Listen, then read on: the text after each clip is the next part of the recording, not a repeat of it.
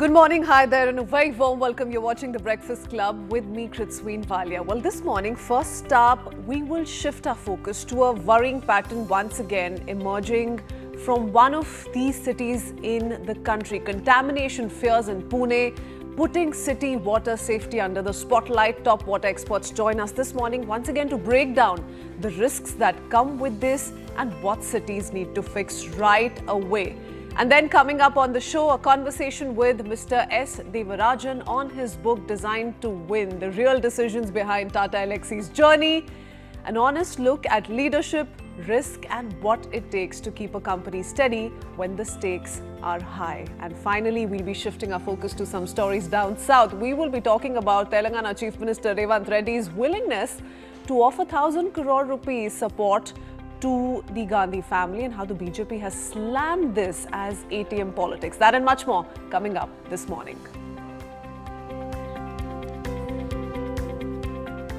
Well, Pune's water scare is raising tough questions. Residents in several areas have reported foul-smelling supply and lab tests have flagged bacterial contamination. Civic teams are testing pipelines and asking people to stay cautious. At the same time, doctors are also tracking a cluster of neurological illness cases. Health officials say some patients had recent gut infections and surveillance is now expanded across Pune and in the nearby zones. Experts also say the real concern may actually lie underground. Aging pipelines, pressure issues and gaps in expanding neighborhoods are being examined as possible weak points in the entire system. This, remember, comes just weeks after the Indore contamination crisis, where unsafe water triggered widespread illness and a major probe into civic oversight. What is going wrong inside urban water networks and how do cities really prevent the next scare? Joining us this morning, Subrata Chakraborty, Director, Water Program, CSER Center for Science and Environment, which is a leading policy research and advocacy initiative focused on sustainable water and wastewater management. Good morning, sir. Also with us is Mr. Vishwanath S., Founder and Director, Biome Environment Solutions, who for years is focused on water literacy and sustainable sanitation. Mr. Subrata, if I can come to you first, we're talking at a time that this conversation has been ongoing. Remember what happened in Indore? That, of course, made it to headlines, and so we saw a lot of follow-ups. What about what we're witnessing in Pune? How concerning is this? Water contamination in several locations, Mr. Subrata. And the authorities are now acting up. But the fact of the matter is, and the worrying part of the story is, that this sewage water has already found its way into people's homes. It's too late by the time authorities wake up. This is very alarming. Good morning for having me. So this is very alarming. And this is not a case of one city, two cities. This is happening across cities, across states. It clearly indicates that our system for sewer network and drinking water lines are failing, systematically failing. And this is also indicating that we need to closely check in what is happening underground. So when drinking water contamination is happening, we need to understand that contamination is happening because of wastewater, that we are failing to manage our wastewater. So managing wastewater is the key principle for having safe drinking water in our cities. So this is one. And it is also not that our engineers do not have guidance from the government of India. So in terms of guidance, we have manuals and policies that clearly indicates how sewer lines and drinking water lines to be put in place underground. So the policy clearly says that you first have drinking water line and below that you have sewer lines, right? So that if there is any leakage happens, that sewage from the sewer lines do not enter the drinking water lines. But underground situation is very difficult and different. So there are small and narrow lanes, and specific to Pune case also, this is happening in narrow lanes. So and also the manual says that you have to maintain a lateral distance of 3 meters and a vertical distance of around 0.5 meters. So the standard slightly differs from the two manuals to manuals, but mostly this is the standard. Yeah. But because of the space paucity, because of multiple issues, the city engineers may fail maintaining those things, right? So there could be departmental coordination issue. There could be issue of getting the maps underground, what are the pipelines crisscrossing each other. Yeah. So the things need to be checked in. And also the manual clearly says if there is a crisscross happening, if these two pipes crossing each other, then what are the precautions you need to take? Now these cities, these cases coming of the cities clearly says that these are not happening. Operation and maintenance part is not happening. In case of So in this case, yeah. does the problem, Mr. Chakrabarti, lie in the operation and maintenance part primarily, or the manner in which the pipeline network has been established because of possibly an overwhelmed urban infra? Not sure if that really is the reason in a city like Pune. We're not talking about Delhi or Bombay, but your analysis. So in both ways, one is part of the planning and management, planning and designing of this. Now, Pune was around a 31 lakh population in 2011, and currently the population could be anything between 70 lakh to 80 lakh. Now, the city population are increasing. Now, our sewer lines and drinking water lines are not designed for managing such a huge population. Yeah. When the population increases, there is pressure on the drinking water line and the sewer lines. So you need to push more water, maybe safe water for the drinking water line, wastewater for the sewer lines, to push more water into those pipelines. And when you sporadically add geographical areas to this network, so this inherently creates some problems, some turbulence within the pipeline. So designing is definitely, urban expansion designing is definitely a part. Yeah. Because historically our cities are not planning for accommodating new areas. They have been reacting to the new situations coming to their planning periphery. And that is actually the underlying problem, that we're more reactive in our approach than actually forcing, let's say, how the water supply systems are looking like across cities for the next 20, 30 years, or maybe 50 years for that matter. That's how future-proof the system should be. I want to bring in Mr. Vishwanath into the conversation. Good morning, Sure. Mr. Vishwanath. Sewage found in drinking water across many locations. Let's start with basics. How dangerous is this situation from a public health standpoint? The sound of it is very worrying, but what more is happening here? To what extent are things going wrong? It's very serious. It's very alarming, very concerning. And it's a known fact that because we don't have pressurized 24/7 water supply in our pipe networks, that sewage intrusions get in.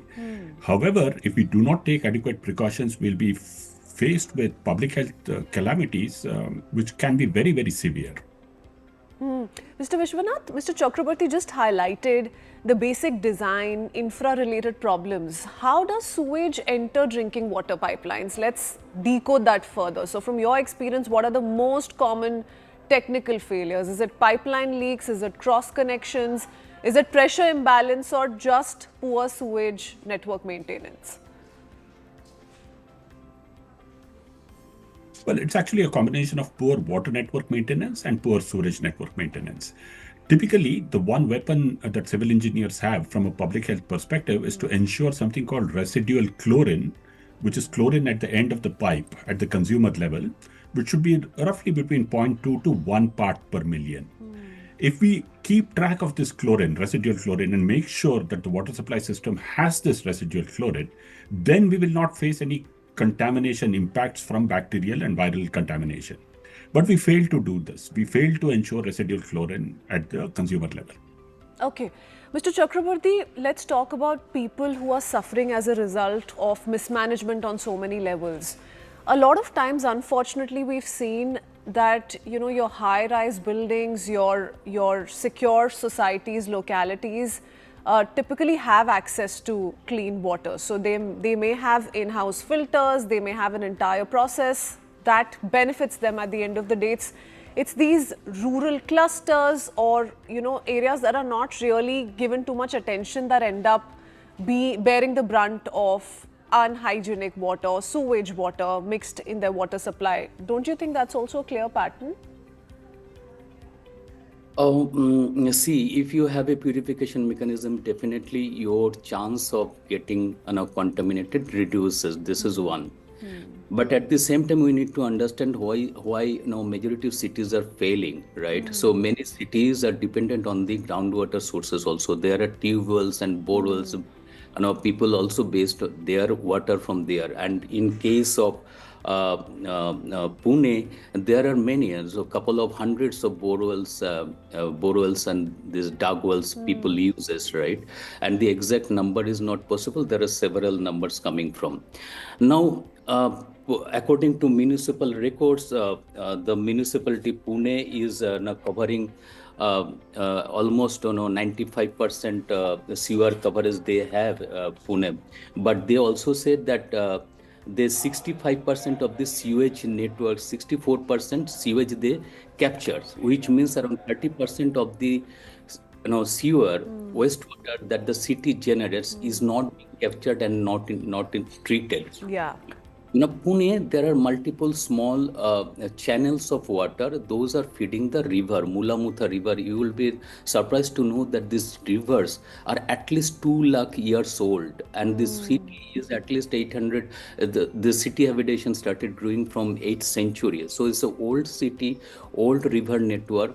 Now what happened that we are extracting water, we are using it, and then we are releasing to the environment. So this is polluting small river channels and river work. And when we are polluting this, our lakes and water bodies, everything is polluted. Yeah. Now the people who are dependent on the tube wells and wells, they are also consuming this water. And so the chance of contamination also increases there. So can decentralized wastewater treatment or let's say local water management reduce risks like these? Yes, a decentralized wastewater management can reduce this, but this comes with caveats that has to be properly monitored, right? Yeah. So because decentralized treatment system means you needs to have decentralized governance and monitoring. Unless this is infrastructure creation is one part of the thing, but the rest of the managing of the treatment system means it's a strong governance. Yeah. Now, when we have bigger infrastructure, we thought as a governance that we will have a lesser effort in managing say X number of things. If we multiply X number of solutions into say 5X, 4X, NX, then our responsibility increases. So monitoring comes as a major chunk. Yeah. So for wastewater that is coming from the the habitations, if those can be locally managed, locally treated, and after treatment the treated water can be reused for recharging. So this always helps our groundwater and also surface water bodies and we do have the entire rule book, Mr. Chakrabarti. The unfortunate part is follow-up and maintenance, and like you said, it's that one stage where we're failing at, and that's really turning the picture against us overall. Mr. Vishwanath, let's talk about early warning systems as well. What modern technologies, let's say pressure sensors or leak detection or smart metering can prevent sewage contamination, and how reliable can these sensors be? Can we actually hope from this kind of an intervention from early warning systems? Pressure sensors can definitely help, but basic attention to regular maintenance is crucial. We need to make sure that we have a system of constant tracking of residual chlorine that I mentioned, and that the feedback from the labs is quickly communicated to the field for action to be taken to plug leakages. We must also make sure that we hear consumer complaints very quickly and respond very quickly. There should be telephone lines available, free toll numbers, where people can respond with a particular pollution impact that they face, and that should be responded to. If we get these basic system right, then the sensors will help us to make sure that the system becomes fail-safe. Yeah, even in the case of Indore, that's exactly where things went wrong. We saw how authorities did not act in time. It's only when your hospital numbers go up is when people start paying heed to what really is going wrong on ground. Mr. Vishwanath, you've long spoken of decentralized wastewater treatment, and I just asked Mr. Chakrabarti the same. Do you think localized treatment can reduce risk of contamination in cities like Pune? What are your thoughts there? Well, unfortunately, decentralized systems will work best in a formal planned colony. Most of India, urban India, is unplanned and irregular colonies, right? In these kind of layouts, unplanned settlements, it's very difficult to put in place pipelines which do not touch water lines, for example. So we need to focus on the basics and then work on decentralization at appropriate scale. And the basics are formalization of the city, planned city growth, and making sure that water networks and sewerage networks cater to 100% universal connections. Again, the challenging part there, Mr. Chakrabarti, will be urban planning. No, already you have cities established. How do you then go about a revision in your underwater pipeline network? So what are your thoughts there? What kind of what kind of water systems should we ensure are part of our everyday in these metropolitan cities, and how can we revise that entire structure? How can we redo it and really plug in on all that's gone wrong the last few years? For Pune, as a specific example, the city authorities knew that their sewer network is aging, the drinking water network is aging. So they were saying that around 10%, 1/5, around 30% of their network need to be replaced, and around 60 kilometer needs realignment. So this is the interaction we had with the municipal authorities. We understood. So it's not that city authorities do not know that their system is aging, there need to be replacement. And also the fast sewer network and drinking water network came in Kolkata around 1870, and after that, so it's more than 150, 60 years time that we have been building drinking water networks. So around 5,000 cities we have in India, right? So almost all the cities have drinking water network. So I can give you a guess figure, around 10%, around say 500 cities out of 5,000 cities have sewer network. It means majority of the cities already have drinking water line, and now we are moving towards laying down sewer networks. And the manual says that sewer network should be below the drinking water line. So it means for the engineer, when they dug the land, they have to identify the drinking water line. They have to go below, they have to maintain the distance, and then have to put up the sewer lines.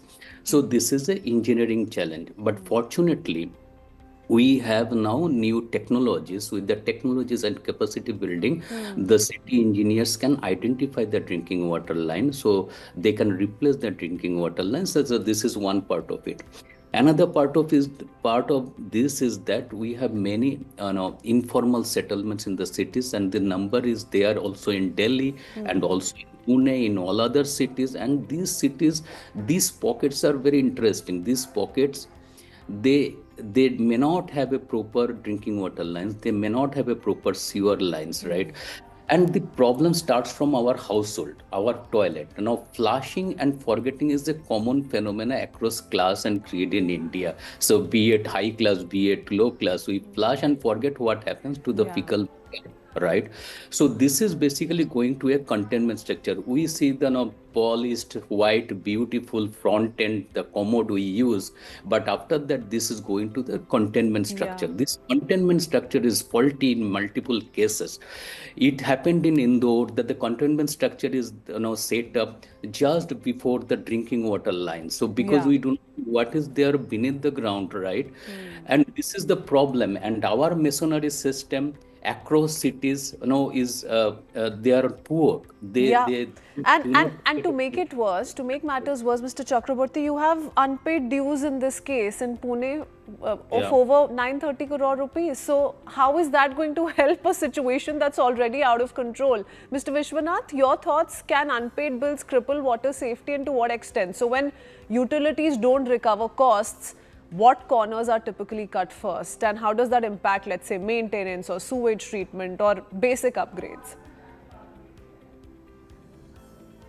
Absolutely right. So the gorilla in the room, or the elephant in the room, is pricing of water. Water is a human right. It should be made available free of cost to those who cannot afford it, or at least at costs which are reasonable.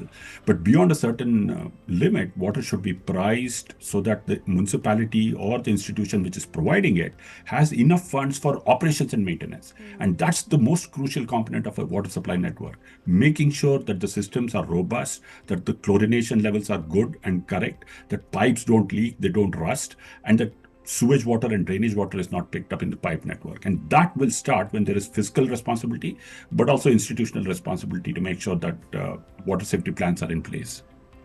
Okay, that's all the time we have.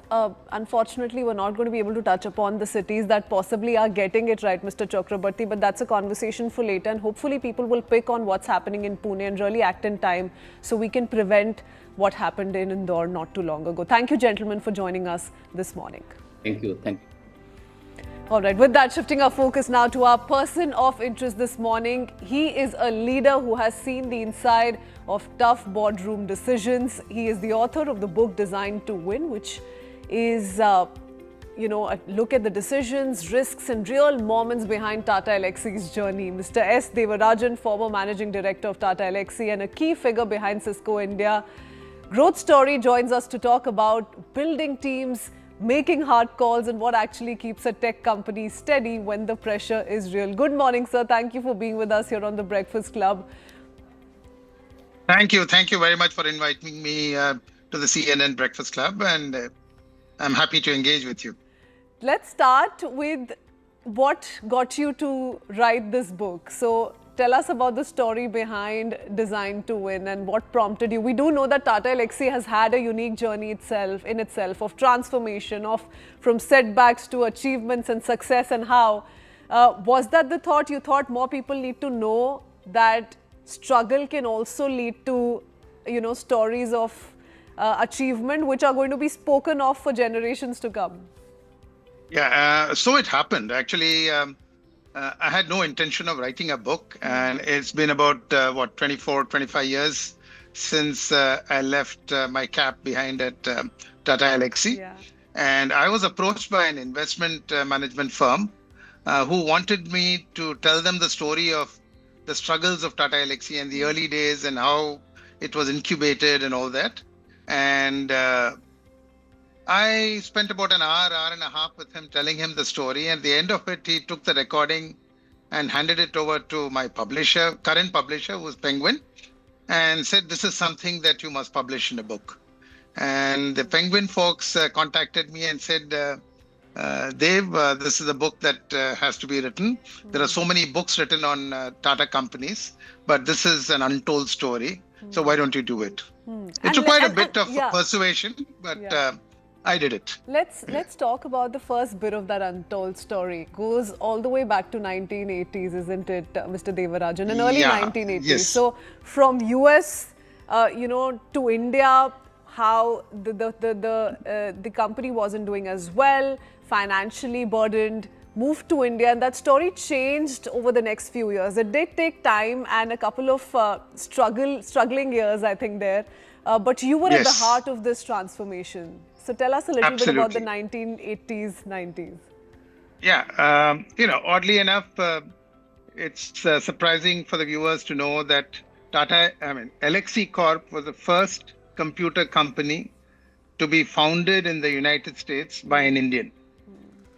And, the Tatas took interest in that technology, in that company, and invested in it.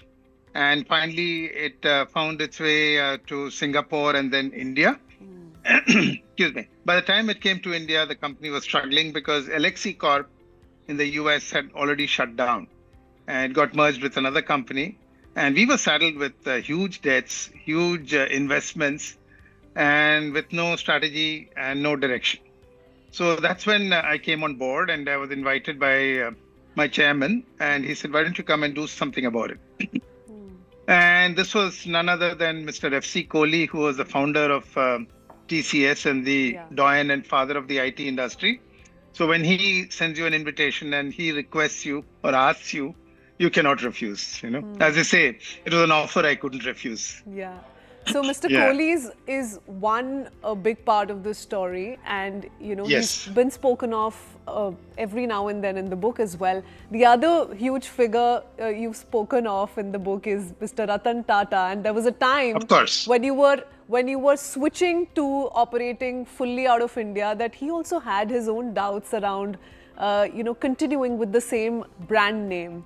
But he did Yes. finally end up trusting you, your team, the decision that you wanted to stick with the same name. You wanted to take Tata Elxsi forward here in India. Tell us a little bit about those interactions and what was it like discussing we were, how to take it forward yeah. with Mr. Tata. So we were, like I said, saddled with huge debts, and we had to somehow get some money to build our business forward and take it forward. Excuse me. So the only way out at that point in time was not to borrow more money, but raise capital from the market.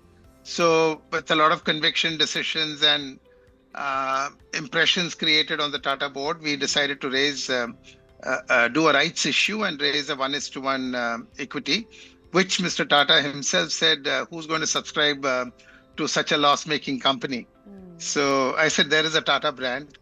People subscribe to the company, and believe me, they will. And they did. And we were 15% oversubscribed.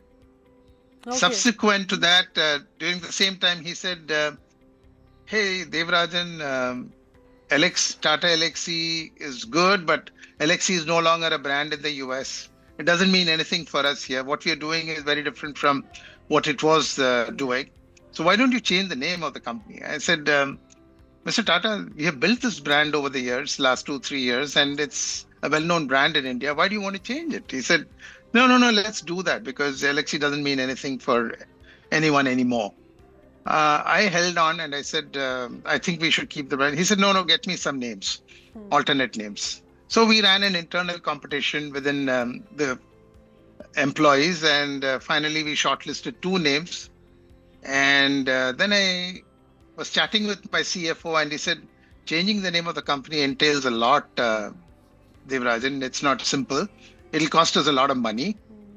And can we afford that? I said, I don't think we can afford it.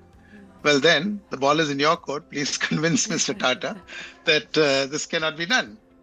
Anyway, I took a flight back to Mumbai from Bangalore, where we are headquartered and where I live, and went to him, and he said, I told him, it costs a lot of money, Mr. Tata, so I don't think we can do it. How much does it cost? I said, so much.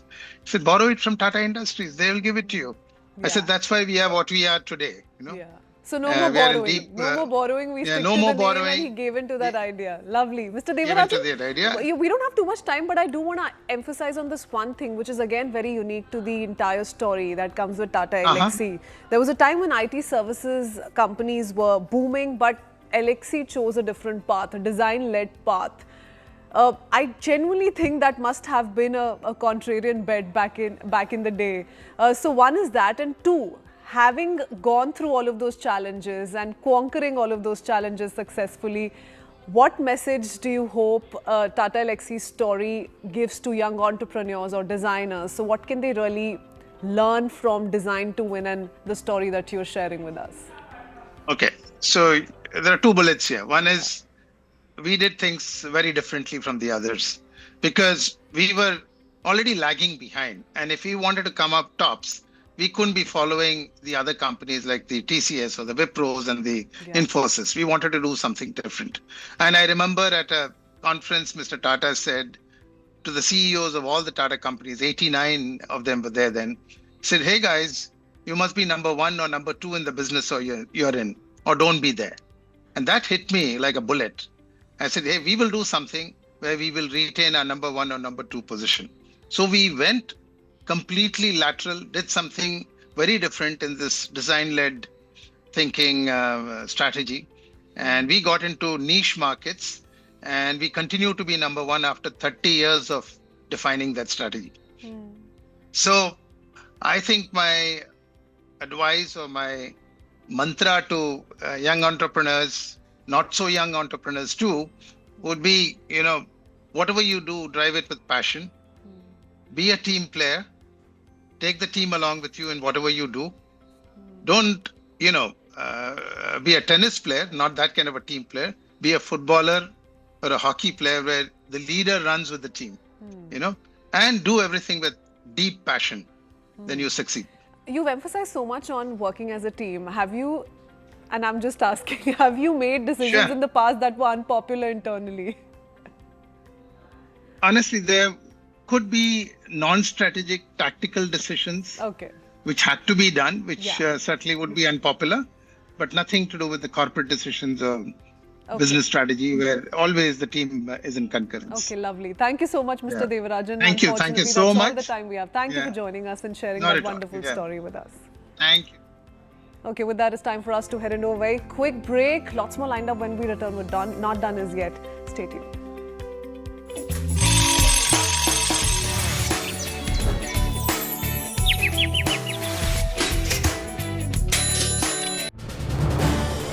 This is News 18 Network.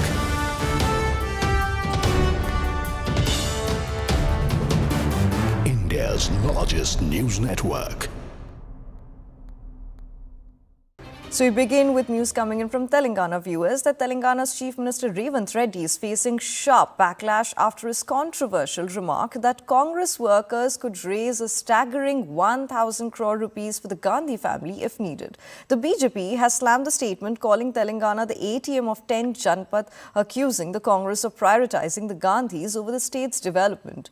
The BRS too joined the chorus, questioning whether public money is being treated as a family fund. With the opposition mounting pressure, the Congress government now finds itself on the defensive, struggling to explain Reddy's words that have ignited a storm. Have a look. మనమందరం గాంధీ కుటుంబానికి ఒకవేళ ఆర్థిక అవసరాలు ఉన్నాయి అని అంటే తలా ఓ చెయ్యి వేస్తే తెలంగాణ నుంచి 1,000 కోట్లు పోజేసి ఇవ్వగలిగిన శక్తి ఈ రోజు కాంగ్రెస్ పార్టీ కార్యకర్తలకు ఉన్నది. तेलंगाना के मुख्यमंत्री का कैंडिड एडमिशन सामने आया है। वो कहते हैं कि अगर कांग्रेस के प्रथम परिवार को कांग्रेस को पैसा चाहिए तो हम 1,000 करोड़ दे देंगे, तेलंगाना के कार्यकर्ता दे देंगे। मतलब कि तेलंगाना सरकार अब एटीएम बना चुकी है तेलंगाना को, और रेवंत रेड्डी जी और कांग्रेस के लोग सरकार के माध्यम से तेलंगाना का पैसा लूट कर दिल्ली में ट्रांसफर करेंगे। मतलब जनता को लूटो और परिवार की जेब भरो, ये मॉडल है। जनता का माल परिवार की जेब में डाल। नेशनल हेराल्ड में भी यही किया, और कर्नाटका सरकार भी इसी प्रकार से काम कर रही है। तो ये मॉडल बन चुका है, loot the public and fill the coffers of the parivar. ये है तेलंगाना कांग्रेस का नया मॉडल, जो कि कर्नाटका में भी काम कर रहा है और 1,000 करोड़ का टारगेट सेट है। With the recent statements of Chief Minister Revanth Reddy to pull in 1,000 crores from Telangana Congress to Gandhi family, now it is proven that the Telangana state has become an ATM to the AICC. There have been several accusations on the Congress government here involving in the Singareni coal scam of 30,000 crores. At the same time, Kanchagachibowli forest lands being mortgaged for huge sum of money. At the same time, HILTP land policy trying to sell away 10,000 crore worth lands, 20% commissions in different ministerial ranks here in Telangana, and contracts to their favored companies and contractors are being questionable. Why is Telangana's money being shifted to the All India Congress Committee has to be investigated. Revanth Reddy has finally confirmed what everyone has been knowing for the last 25 years or more, that the Congress party is now hell-bent on financing the AICC and in turn the Gandhi family and get what, like 1,000 crores or more for their welfare, etc. This is a family that has lived off people, lived off aspects of democracy, lived off aspects of the republic that is India. This is a family that does not have anything to call in the way of income other than the fact of living off India, living off Bharat. This is News 18 Network.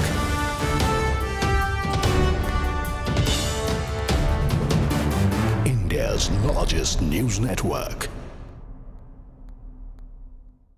So we begin with news coming in from Telangana viewers that Telangana's Chief Minister Revanth Reddy is facing sharp backlash after his controversial remark that Congress workers could raise a staggering 1,000 crore rupees for the Gandhi family if needed. The BJP has slammed the statement, calling Telangana the ATM of 10 Janpath, accusing the Congress of prioritizing the Gandhis over the state's development.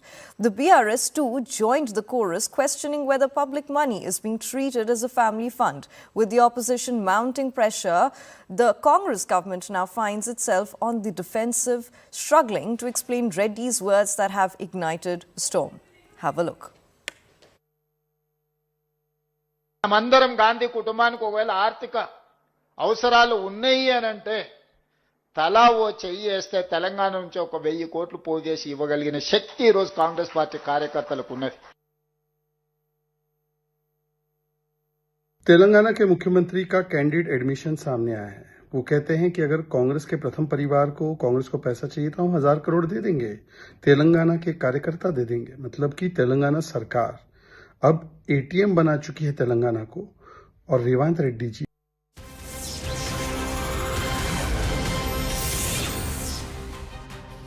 Welcome back. We start with news we're tracking from down south. First up, Udayanidhi Stalin has hit out at Prime Minister Modi and also the AIDMK, says the DMK is not afraid of Enforcement Directorate. Speaking at a public meeting, Tamil Nadu Deputy Chief Minister Udayanidhi Stalin launched this fiery attack on the Prime Minister and also on AIDMK's Edapadi Palanisamy, calling them quote-unquote failures and also urging voters to defeat them in the upcoming elections. He said the DMK is not afraid of the Enforcement Directorate or of the Prime Minister. Also added, even if Modi's father comes, they would not be intimidated. So that's the pointed comment coming in from Udayanidhi Stalin. Heated election year, remember, in Tamil Nadu, so all of this as on expected lines. Purnima Murli joins us with more details. Good morning, Purnima. Like we've been discussing, expect a lot more drama and a lot of fiery exchanges in the run-up to elections in the state. Tell us all about what Udayanidhi Stalin has said in the latest, clearly naming the Prime Minister and also EPS. Well, clearly, Deputy Chief Minister Udayanidhi Stalin is hitting out at the BJP and the AIADMK, says that even if there are raids, the DMK is not scared. Alleges that the BJP is misusing central agencies to target the opposition states, but the DMK will not be scared of these raids, and also says that it is going to be the DMK's victory in 2026. That's the message that DMK is sending across, clearly saying that it's going to be Tamil Nadu versus Delhi, and Tamil Nadu will choose DMK. So that's the statement that DMK leaders, including Udayanidhi Stalin, are making and flashing out at the BJP as well as the AIA-DMK in the run-up to the 2026 state assembly polls. Purnima, stay on with us. There's more news coming in as political heat is continuously rising in the state. So we'll talk about that. Congress General Secretary K.C. Venugopal met Chief Minister and also DMK President M.K. Stalin in Chennai last night. The high-level talks come ahead of the crucial elections, with seat-sharing negotiations now on in full swing. The DMK has already begun discussions with allies, while the Congress leadership is keen on securing a stronger presence in the alliance. K.C. Venugopal's meeting with M.K. Stalin signals the importance both parties place on keeping the coalition intact as they prepare for a high-stakes electoral battle in the state. But the question still remains, will the DMK Congress reach an agreement? Will DMK accept Congress's demands of more seats? Purnima continues to stay on with us. Purnima, what's the sense that you get of the meeting that transpired late last night? Because a lot of back and forth, at least at the cadre level, was being witnessed between the Congress and the DMK the last so many days. The Congress, refusing to let go of a larger chunk of seats that it was demanding. Is the DMK at the moment looking like it may accommodate those demands? In fact, the meeting between K.C. Venugopal and DMK President M.K. Stalin is significant. It went on for about 45 minutes. This amid speculation of a possible rift between the DMK and Congress, especially with a few Congress leaders from Tamil Nadu saying that there should be power sharing, DMK should consider power sharing. This meeting, sources from both the DMK and the Congress say is about seat sharing. The Congress this time wants to contest for more seats. So they are demanding at least 30 plus seats though, and they are ready to settle with at least 25 to 27 seats is what we are given to understand. So Congress yesterday had in fact urged DMK to consider giving them more seats this time, and they were also aiming at constituencies where they think the Congress will do better. So this was the first round of official discussions that took place amid DMK Congress alliance facing roadblock. But now both the parties maintain that the alliance will continue and the seat sharing discussions have begun. How much the DMK will be able to give this time to the Congress, all eyes on that. Okay, stay on with us, Purnima. I do want to bring in Pallavi Ghosh into the conversation as well. Just speaking numbers, Pallavi, 2021 Congress contested on 25 seats, of which it won 18. Now, the demand may be a little more than that if we just go by the analysis coming forth from Purnima's side. What's your assessment on whether Congress will be willing to sort of give up or whether they're going to hard bargain no matter what? So I don't think it's going to be a completely very hard bargaining, Christine. But what I'm picking up by way of my Congress sources from here is in the first round of meeting which took place. One thing was, of course, just adding on to what Purnima was saying, it was an amicable conversation that they had. They do accept the fact that DMK Congress alliance needs to continue. But at the same time, in the context of comments coming in from Manikam Tagore and many other Congress leaders, that, the ambitions and government formation also should be something in which the Congress must be involved in. This was also conveyed to MK Stalin that there are certain ambitions of the Congress leaders. And those ambitions, the Congress party also wants to factor in. And it would be nice if the DMK understands that somewhere these concerns must also be accommodated.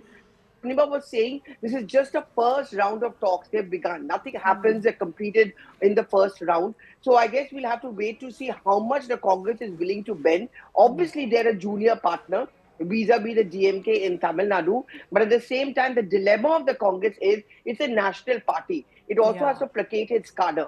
So it also wants to a little bit of arm twisting. And the DMK may have to give in to some extent to that arm twisting, isn't it, Pallavi? Because everything said and done, there's a new player in the field, which is the TVK. And the DMK, to a large extent, will not want to upset any ally, forget the Congress at this point in time. Yes, Christine, I think you're absolutely right. I think what DMK cannot afford is any division of those votes. The anti-DMK votes going to the BJP is bad enough, but going to Vijay would be even worse for DMK. So what the DMK's calculation is to try and keep those kind of votes within. If the Congress party muscle flexes a bit, the DMK can use it to its advantage by saying, okay, fine, you don't want to vote for the DMK, but at least give the vote to a Congress party. And we're going to try and accommodate them. So a little bit of muscle flexing, asserting itself by the Congress party is not too bad for the DMK, but not that it doesn't suit both of them to be seen as warring allies. Many thanks, Pallavi, for giving us an overview this morning. We'll keep reconnecting with you. Lots coming in from down south, particularly poll-bound states. Speaking of which, and speaking of the TVK challenge in the run-up to elections, let's talk about how there is so much conversation really surrounding TVK chief Vijay's constituencies. Where is he going to be fighting the elections from? So amid talks of Vijay contesting from Virugambakam or Vellacheri or Tiruchi East, for instance, the party's election management proposed Vijay as the candidate from Perambur constituency in Chennai. A resolution to this effect was also passed, urging Vijay to contest from the Perambur constituency. Purnima continues to stay on with us. Purnima, is this a demand that's specifically coming in from the TVK cadre? Tell us more about which constituencies. Is it going to be multiple constituencies? What is the party zeroing in on as we speak? Well, party says that they are mulling various options to see their internal assessment of where there's a lot more favor for Vijay. So initially, they were exploring Vellacheri, Virugambakam as well as Trichy East. But now sources say that TVK cadre have in fact urged Vijay to consider Perambur because they say that internal assessment shows that there's a lot that's coming in Vijay, especially from Perambur. So that's the resolution that was passed. But meanwhile, TVK sources say that they're also looking at a Chennai constituency where there have been issues. For example, North Chennai, where the oppressed community stays, there has been nothing much done for them by the government. Therefore, they are exploring places where there's angst against the DMK government. So Perambur is one such constituency which is being considered. Vijay may perhaps contest only from one, but they will assess the situation and make a final call by the first week of March is when they will decide. But Perambur is one constituency that is being explored by TVK. Many thanks, Purnima, for joining us with that update. We head into a very quick break with that. We'll be right back in just a bit. Keep watching.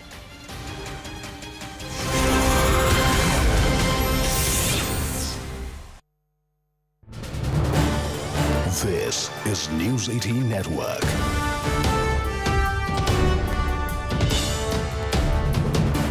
India's largest news network.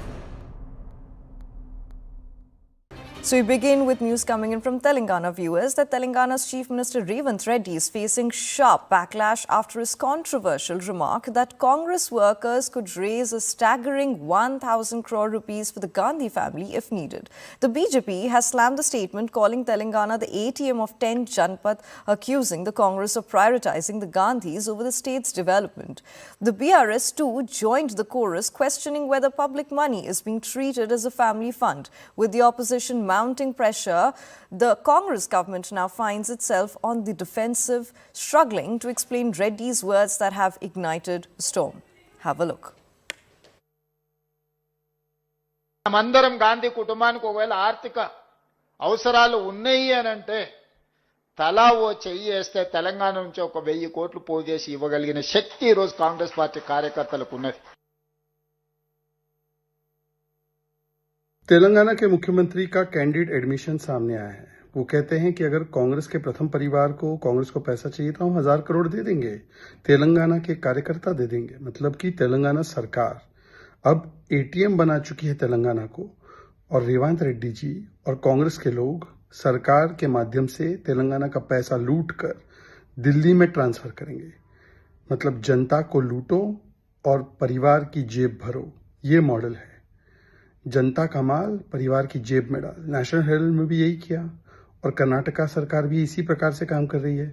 तो ये model बन चुका है, loot the public and fill the coffers of the parivar. ये है तेलंगाना कांग्रेस का नया model, जो कि कर्नाटका में भी काम कर रहा है और 1000 करोड़ का टारगेट सेट है। With the recent statements of Chief Minister Revanth Reddy to pull in 1,000 crores from Telangana Congress to Gandhi family, now it is proven that the Telangana state has become an ATM to the AICC. There have been several accusations on the Congress government here involving in the Singareni coal scam of 30,000 crores. At the same time, Kanchagachibauli forest lands being mortgaged for huge sum of money. At the same time, HILTP land policy trying to sell away 10,000 crore worth lands, 20% commissions in different ministerial ranks here in Telangana, and contracts to their favored companies and contractors are being questionable. Why is Telangana's money being shifted to the All India Congress Committee has to be investigated. Revanth Reddy has finally confirmed what everyone has been knowing for the last 25 years or more, that the Congress party is now hell-bent on financing the AICC and in turn the Gandhi family and get like 1,000 crores or more for their welfare, etc. This is a family that has lived off people, lived off aspects of the democracy, lived off aspects of the republic that is in.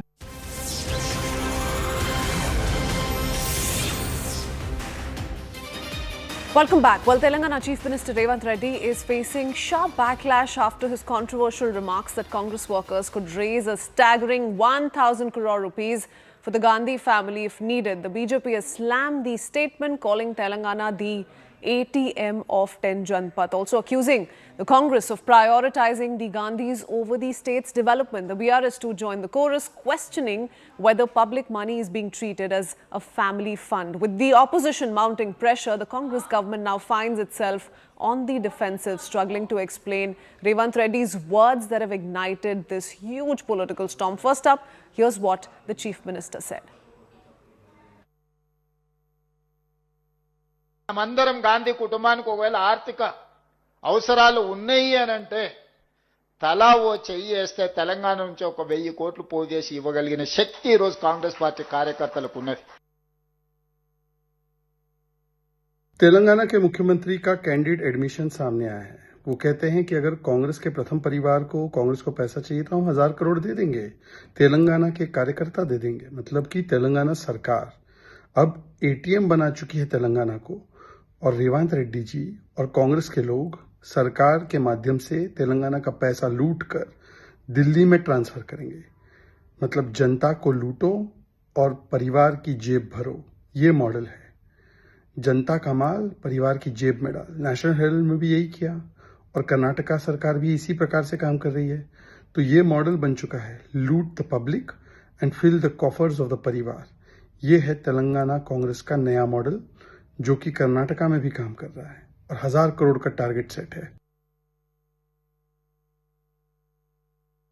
With the recent statements of Chief Minister Revanth Reddy to pull in 1000 crores from Telangana Congress to Gandhi family, now it is proven that the Telangana state has become an ATM to the AICC. There have been several accusations on the Congress government here involving in the Singareni coal scam of 30,000 crores. At the same time, Kanchagachibauli forest lands being mortgaged for huge sum of money. At the same time, HILTP land policy trying to sell away 10,000 crore worth lands, 20% commissions in different ministerial ranks here in Telangana, and contracts to their favored companies and contractors are being questionable. Why is Telangana's money being shifted to the All India Congress Committee has to be investigated. My colleague PV Ramana joins us for more. Good morning, PV. Your thoughts really on the statement that's coming from Chief Minister Revanth Reddy. He spoke of a possibility of, giving out 1,000 crore rupees to the Gandhi family if the need arises. The BJP, the BRS raising strong objections to the same. Put this in context for us and tell us what really and how really is this playing out in the state. So actually, Chief Minister Revanth Reddy made a clear statement is that if the Gandhi family requires, we are ready to give 1,000 crores pooling from the Congress party leaders. That is the strength of Congress party in the state, and accordingly we'll go ahead. That's what exactly Chief Minister's statement is. But when you look into this, here we have to understand is that if the Congress party required, it means the government is not giving from his pocket, and even the party is not giving from his pocket. If required, we are here to collect money, we'll collect money from the different people so that we can pool that money and accordingly we can give. Of course, you should not make that statement publicly, but of course it's in the meeting of DCC president's meeting, DCC president's it's a training meeting. In that meeting, he called the people that we should be with the Gandhi family. We have to with the Congress party so that we can do the things. That's what exactly Chief Minister wanted to tell.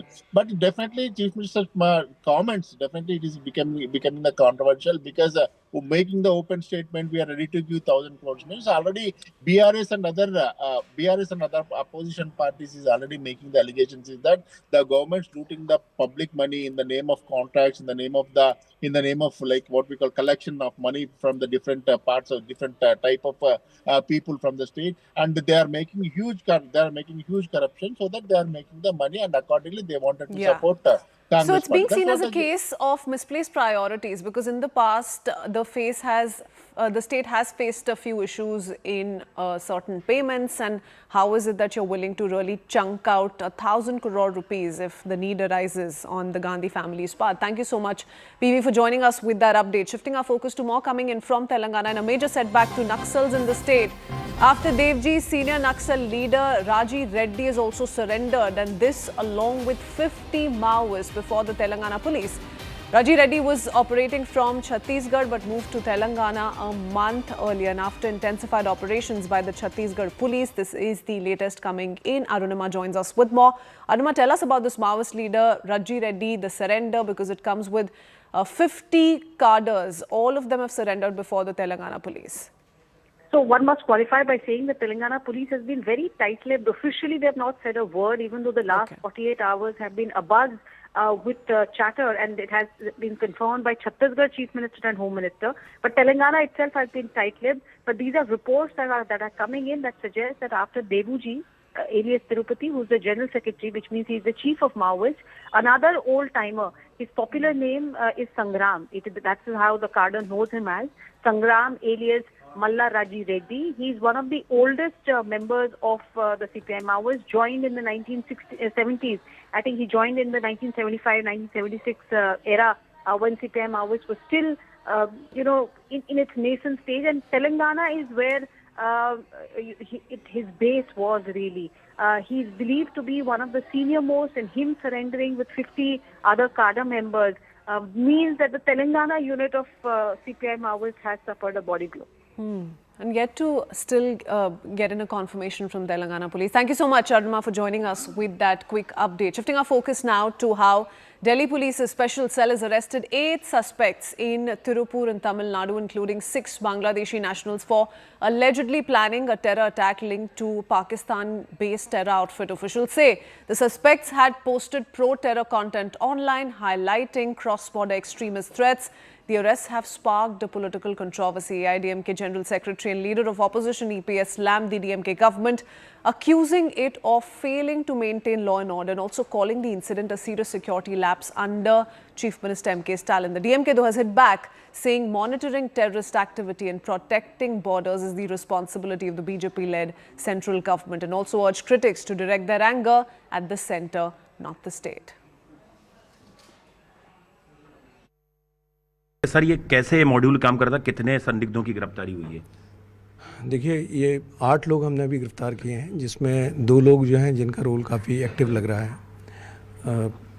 7 तारीख को दिल्ली में metro station Kashmiri gate और उसके आसपास कुछ metro stations पे posters, anti India posters लगाए गए थे, देश विरोधी पोस्टर्स लगाए गए थे। मेट्रो पुलिस ने बहुत अच्छा काम करते हुए पोस्टर्स लगाने वालों की पहचान की और ये आइडेंटिफाई किया कि 2 लोग जिन्होंने ये पोस्टर लगाया है वो कलकत्ता भाग गए हैं। सब्सिक्वेंटली ये केस 13 तारीख को स्पेशल सेल को ट्रांसफ़र हुआ और स्पेशल सेल की टीम जैसे डीसीपी अमित लीड कर रहे थे और इंस्पेक्टर सुनील उसमें थे और एक इंस्पेक्टर धीरज जो ऑलरेडी अभी तमिलनाडु से लौट रहे हैं। इन्होंने बहुत त्वरित कार्रवाई करते हुए कलकत्ता में रेड की, लोकल पुलिस की मदद ली और 2 लोगों को वहाँ से गिरफ्तार किया कलकत्ता से। एक का नाम Okay, there was a quick roundup of all that's making headlines from down south. We head into a very quick break. On the other side, we return with the latest breaking news updates, top stories all lined up. We'll be right back in just a few minutes.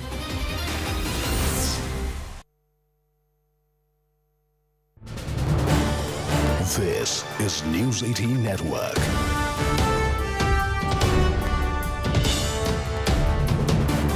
India's largest news network. So we begin with news coming in from Telangana viewers that Telangana's Chief Minister Revanth Reddy is facing sharp backlash after his controversial remark that Congress workers could raise a staggering 1,000 crore rupees for the Gandhi family if needed.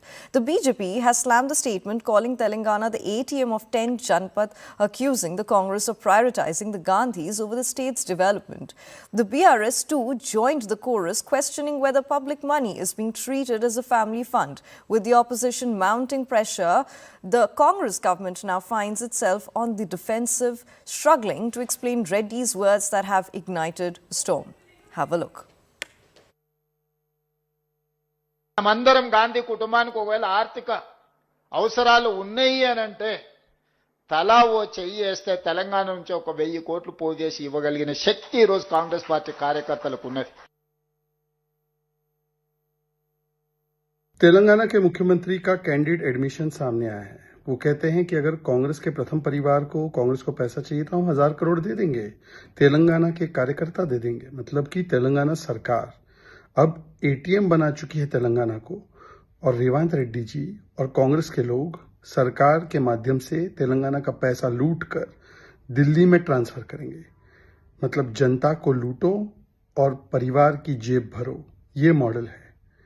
जनता का माल परिवार की जेब में डाल। National Herald में भी यही किया, और कर्नाटका सरकार भी इसी प्रकार से काम कर रही है। तो ये मॉडल बन चुका है, loot the public and fill the coffers of the parivar. ये है तेलंगाना कांग्रेस का नया मॉडल, जो कि कर्नाटका में भी काम कर रहा है और 1000 करोड़ का टारगेट सेट है। With the recent statements of Chief Minister Revanth Reddy to pull in 1,000 crores from Telangana Congress to Gandhi family, now it is proven that the Telangana state has become an ATM to the AICC. There have been several accusations on the Congress government here involving in the Singareni coal scam of 30,000 crores. At the same time, Kanchagachibauli forest lands being mortgaged for huge sum of money. At the same time, HILTP land policy trying to sell away 10,000 crore worth lands, 20% commissions in different ministerial ranks here in Telangana, and contracts to their favored companies and contractors are being questionable. Why is Telangana's money being shifted to the All India Congress Committee has to be investigated. Revanth Reddy has finally confirmed what everyone has been knowing for the last 25 years or more, that the Congress party is now hell-bent on financing the AICC and in turn the Gandhi family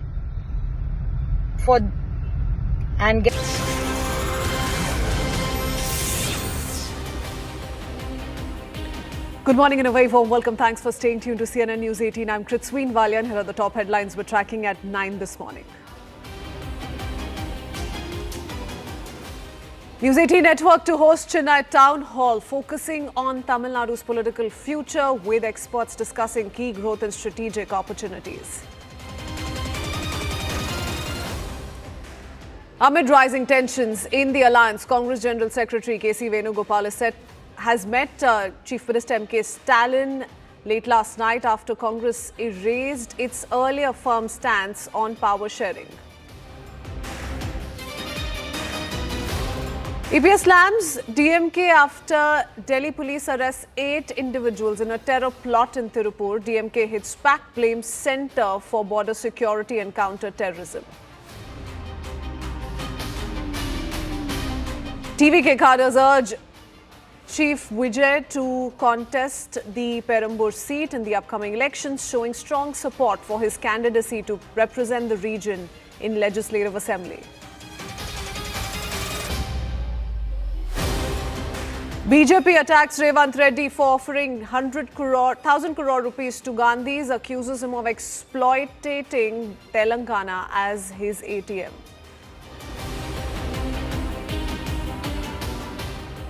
Prime Minister Modi to visit Israel to strengthen ties, focusing on technology, defense and trade. Prime Minister to meet Benjamin Netanyahu to discuss boosting strategic partnerships and innovation between the two nations.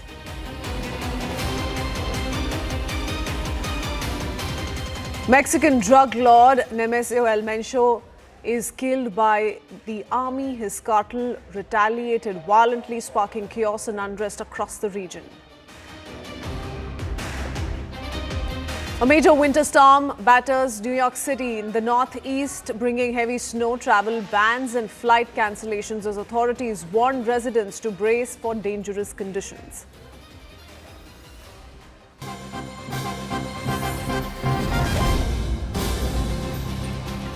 It's a mega CNN News 18 exclusive. Intel agencies have intercepted digital material showing a shift in terror tactics, with groups like Al-Qaeda training operatives in drone operations. Officials warn that drone-enabled attacks can be conducted remotely, reducing risks for terrorists and complicating detection. This concern also intensified after the Red Fort car bomb blast in Delhi, which killed 10, injured 32. The NI arrested Jasir Kazikand resident for providing technical support, including drone modifications and rocket attempts.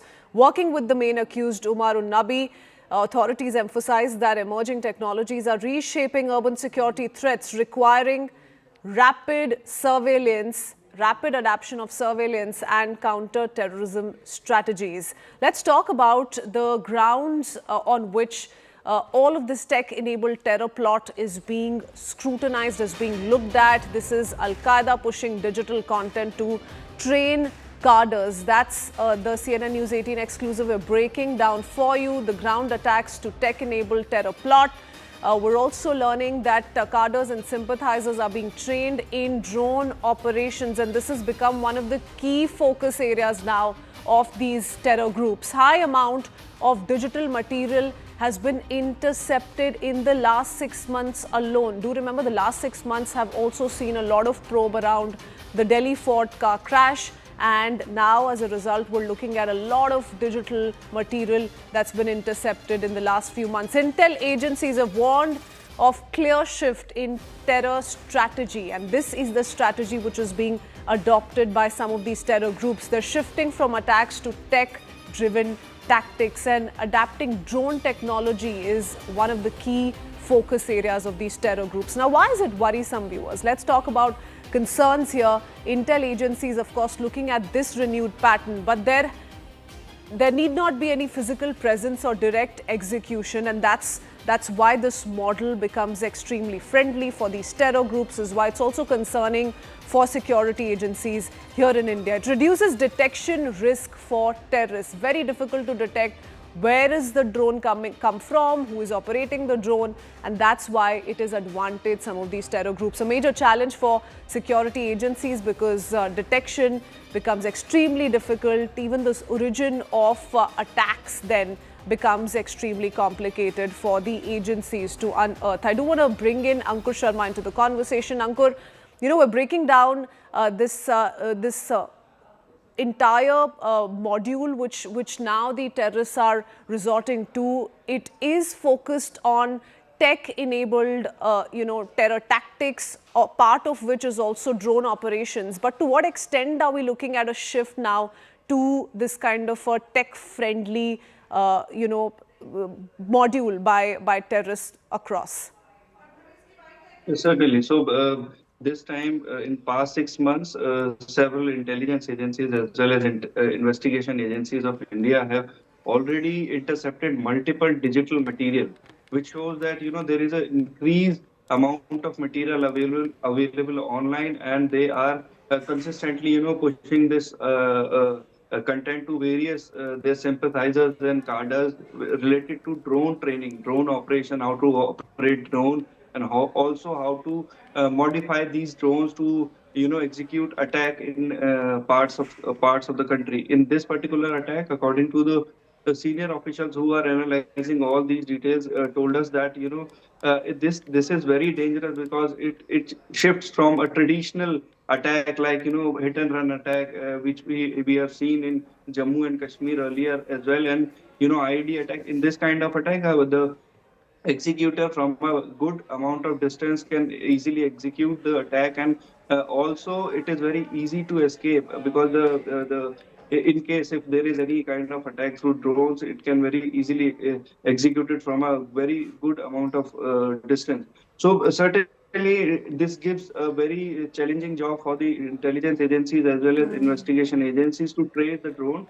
And this kind of attacks are now they are suspecting that they may execute these kind of attacks, and we have already seen in the Delhi Red Fort blast that one of the accused, the co-conspirator Jasir Bilal, he told NIA that yes, he was modifying the drones to execute blasts for Umar.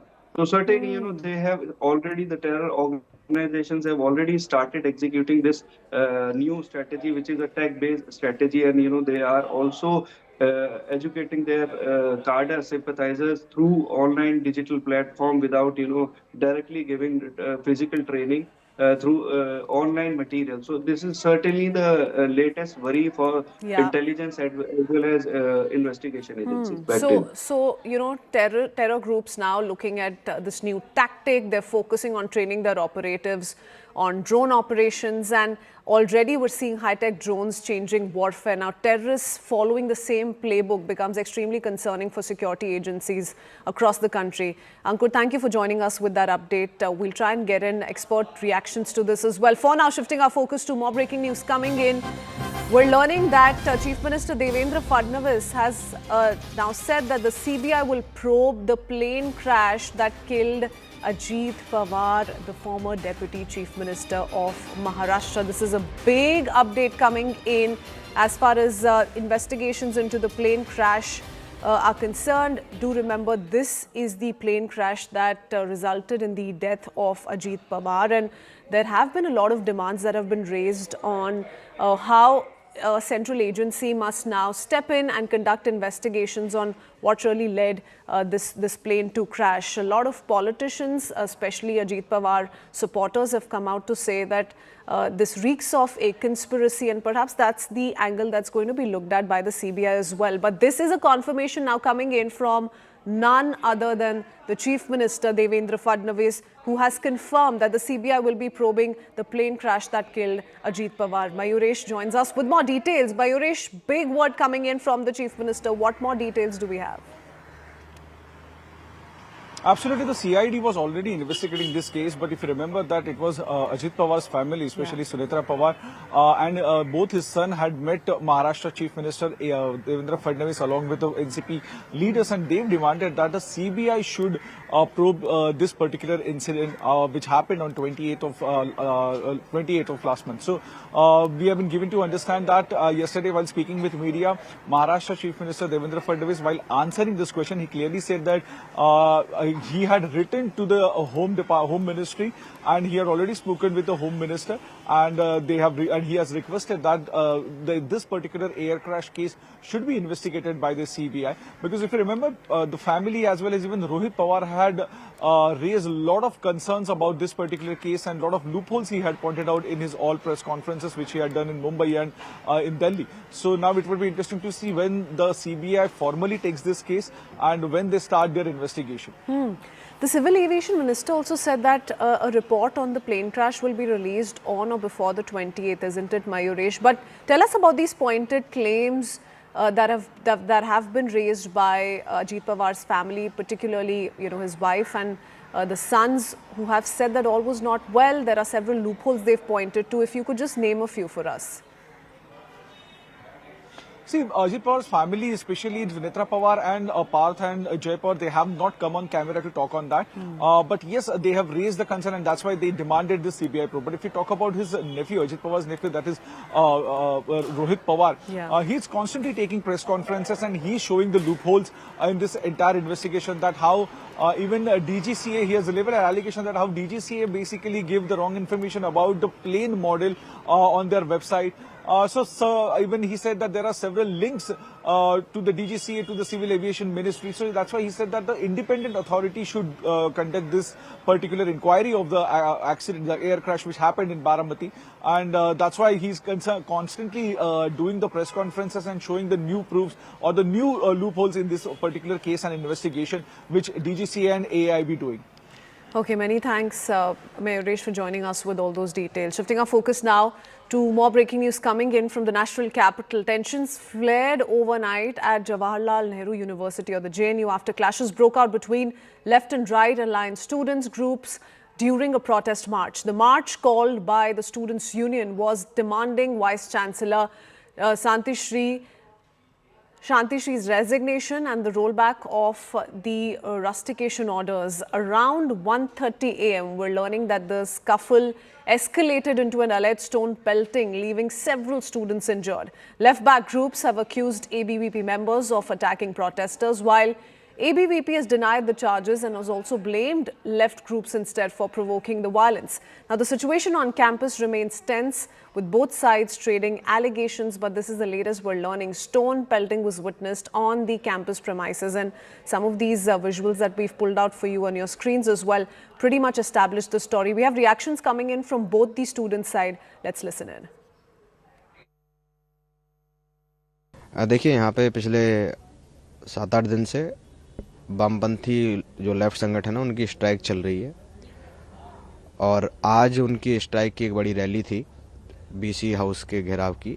तो उसके बाद उन्होंने जो किया, पूरी रात जिस तरह का आतंक आज उन्होंने इस जेएनयू में फैलाया है, स्कूल्स में जा के जो स्कूल्स की स्टडी रूम थे जहाँ बच्चे पढ़ रहे थे, स्टूडेंट पढ़ रहे थे, उनको 300 से 400 नकाबपोश भीड़ ने, मुंह अपने ढके हुए थे, हाथों में डंडे और चाकू लिए, उन लोगों को स्कूल के स्टडी रूम से भगाया गया है और स्कूल के ऊपर ताले लगाए गए। वहाँ पे जो भी छात्र उपस्थित थे उनको या तो मार दिया जा रहा था 100-150 लोगों के द्वारा, लात, घुसे, चप्पल, जूते, जिस तरह से मॉब लिंच करता है एक उस तरह से सबको मारा गया है। हम इसकी बहुत कड़ी निंदा करते हैं।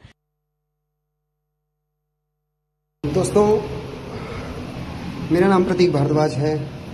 ये लोग डंडे चाकू लेके पीछे पड़ गए थे और मैं उनसे बचने के लिए यहाँ triple S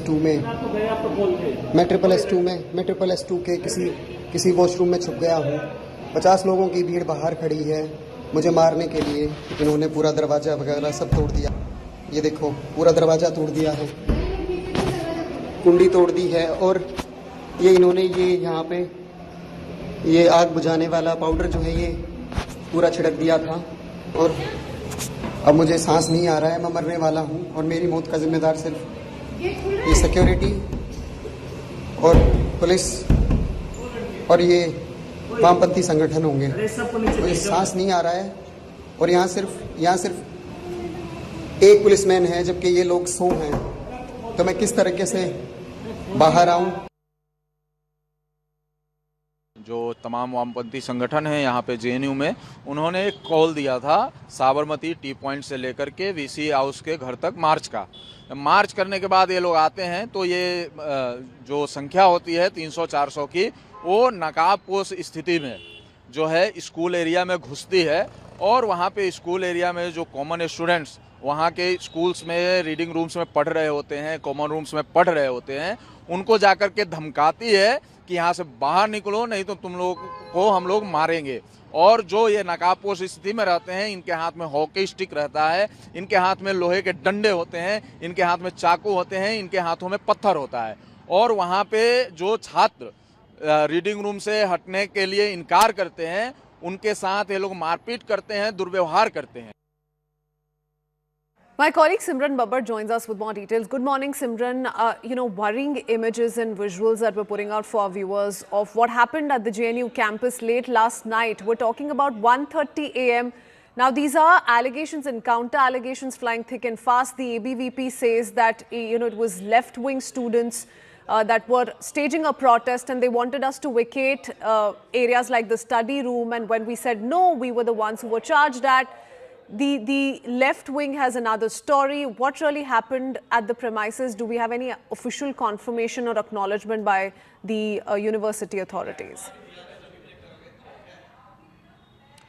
Well, this is not a fresh incident, and right now, in fact, what we are witnessing in the JNU campus is in the series of how in the previous days the backlash over the UGC guidelines has been witnessed, as we have also in fact covered while the protests were raging. But what has happened at the midnight around 1:30 a.m., as you correctly also pointed out, was after the JNU Students Union and all the left-wing student leaders had yesterday also protested against the casteist remarks, as they call it, of the JNU VC.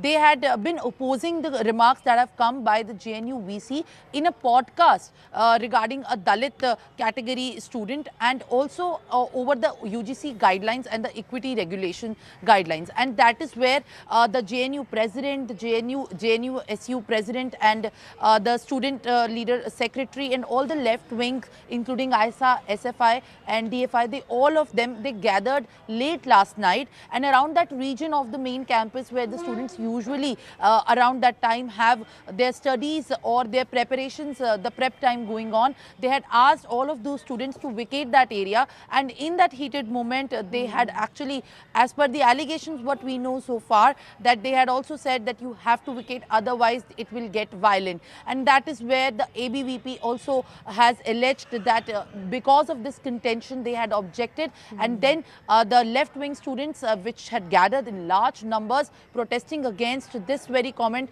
by the VC and many other issues of the expulsion of the office bearers of the JNU SU as well, they started pelting stones. Now this also has a counter argument by the left wing students, and they also say that the stone pelting had initially started from the ABVP students, which has no official confirmation so far, as the authorities and the university officials have not really given any comment so far on this.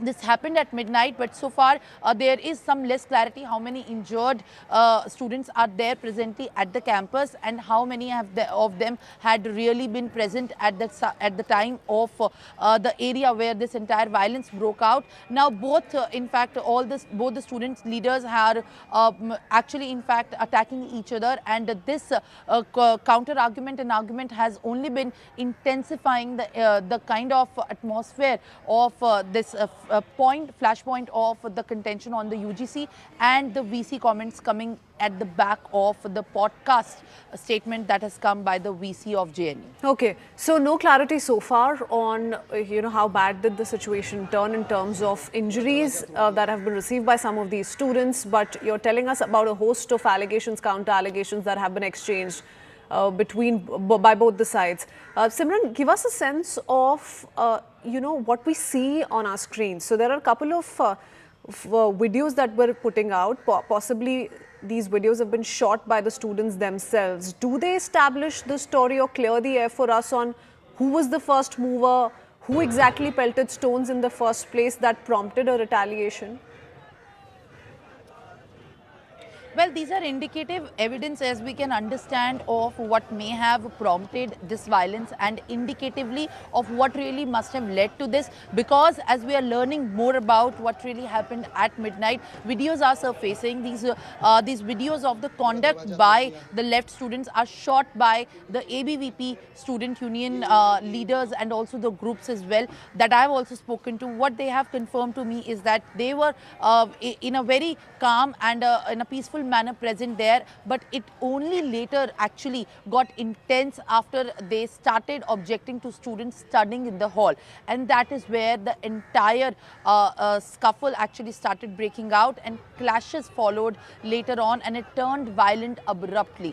And because it was midnight, the administration also was in fact also far, and the administration did not really deploy any sort of other people to maintain the law and order and the peaceful atmosphere in the university, and then only it escalated further.